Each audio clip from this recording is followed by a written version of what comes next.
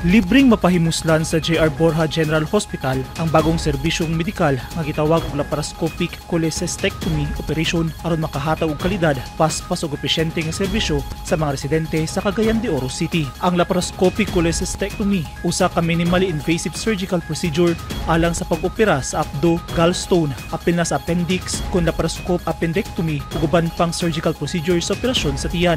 Modernong pamaagi kini sa pag-opera gamit ang gagmay lamang nga hiwa sa tiyan nga magresulta sa mas paspas nga recovery kumpara sa tradisyonal nga operasyon. Libre nga idalit sa mga residente ang procedure alang sa mga kwalipikadong pasyente sa City Hospital. Nasayran nga naa sa 130,000 ang bayad sa laparoscopic cholecystectomy operation kung himuon kini sa mga pribadong hospital. Gipasalig sa JR Borja General Hospital nga makasiguro ang tanang pasyente nga mahatagan sa husto ug maayo nga serbisyo sa tabang sa mga ekspertong doktor ug sa bagong teknolohiya. Ang JR Borja General Hospital nagpabiling nga usa sa nag-unang pampublikong ospital sa Cagayan de Oro City nga ang misyon mao ang paghatag og dekalidad nga serbisyong medikal nga walay gipiling estado sa kinabuhi, hilabi na sa mga nagpitos ug walay kagasto sa pagpa-ospital.